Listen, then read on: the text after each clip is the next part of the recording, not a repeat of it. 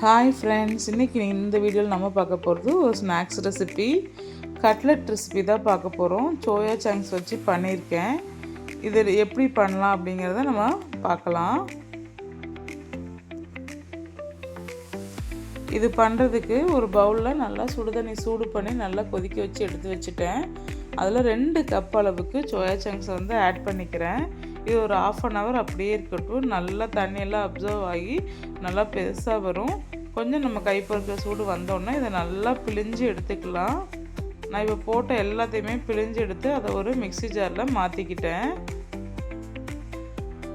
இது கூட ஒரு கைப்பிடி அளவுக்கு கொத்தமல்லி, ஒரு பச்சை மிளகா எல்லாம் போட்டு மிக்ஸியை வந்து பல்ஸ் மோடில் தான் அடிக்கணும். கொஞ்சம் திப்பியாக தான் அடிக்கணும். ரொம்ப போட்டு ஓட்டக்கூடாது. மிக்ஸியை லைட்டாக அடித்து எடுத்துருங்க. இந்த மாதிரி நல்லா திப்பியாக வரும். இது கரெக்டான கன்சிஸ்டன்சி பாருங்கள்.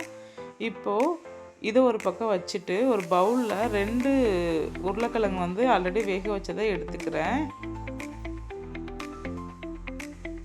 இந்த உருளைக்கிழங்கு நல்லா மசிச்சு விடுங்க.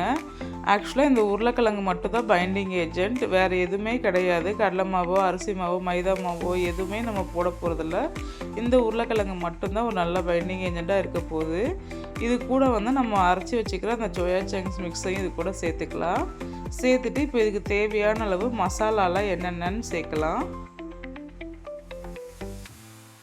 இப்போ நல்லா பொடியாக கட் பண்ணி வச்ச வெங்காயம் சேர்த்துக்கலாம். ஒரே ஒரு பச்சை மிளகா பொடுசாக கட் பண்ணது, பொடுசாக கட் பண்ண கொத்தமல்லி இலை, அது கூடயே வந்து ரெட் சில்லி பவுடர் சேர்த்துருக்கேன், ஆம்ச்சூர் பவுடர் சேர்த்துருக்கேன்,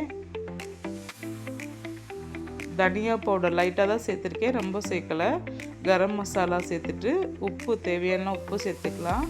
என்கிட்ட லெமன் இல்லை, அதனால தான் ஆம்ச்சூர் பவுடர் வந்து நான் இது கூட சேர்த்துருக்கேன். நீங்கள் லெமன் இருந்தால் கூட லெமன் வந்து நீங்கள் யூஸ் பண்ணிவிட்டு நீங்கள் வந்து நல்லா மிக்ஸ் பண்ணிக்கோங்க. இந்த மாதிரி நம்ம போட்ட எல்லா மசால், வெங்காயம், பச்சை மிளகா, கொத்தமல்லி எல்லாத்தையுமே நல்லா ஒன்று கூட ஒன்று மிக்ஸ் ஆகிற அளவுக்கு நல்லா கலந்து விட்டுக்கோங்க. இந்தளவுக்கு நல்லா கலந்து வச்சுக்கணும். கலந்துட்டு இப்போ இதை நம்ம கட்லெட் ஷேப்பில் நம்ம செய்ய ஆரம்பிக்கலாம்.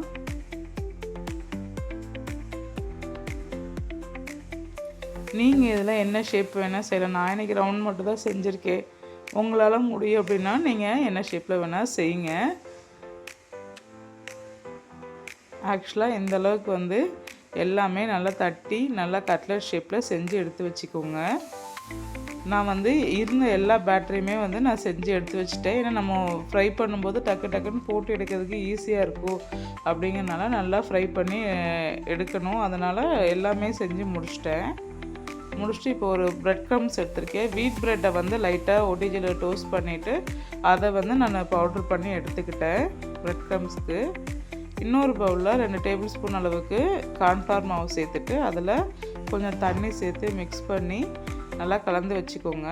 இப்போ நம்ம கட்லெட் ஷேப் பண்ணி வச்சதை அந்த கார்ன்ஃப்ளவர் மிக்ஸில் போட்டுட்டு பிரெட் க்ரம்ஸில் போட்டுட்டு இந்தளவுக்கு நல்லா வந்து பிரெட் க்ரம்ஸ் சுற்றி இருக்கிற மாதிரி பண்ணிவிட்டு இதை அப்படியே தோசை தவாலையும் ஃப்ரை பண்ணி எடுத்துக்கலாம், ஆயிலையும் ஃப்ரை பண்ணி எடுத்துக்கலாம்.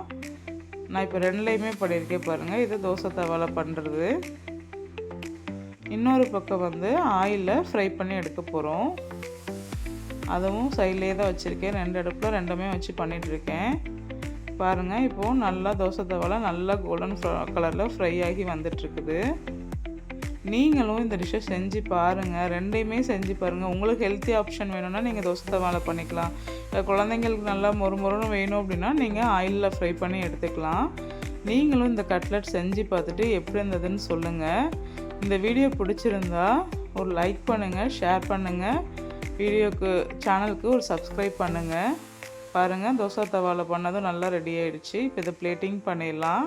இப்போ இந்த பிளாக் பிளேட்டில் வைக்கிறது வந்து ஆயிலில் ஃப்ரை பண்ணது, ஒயிட் பிளேட்டில் இருக்கிறது வந்து தவாவில் ஃப்ரை பண்ணது. இன்றைக்கி இதுக்கு ஒரு க்ரீன் சட்னி பண்ணியிருக்கேன். இன்னொரு பிளேட்டில் வந்து சாஸ் வச்சுருக்கேன். நீங்களும் இந்த கட்லெட் செஞ்சு பார்த்துட்டு எப்படி இருந்ததுன்னு சொல்லுங்கள்.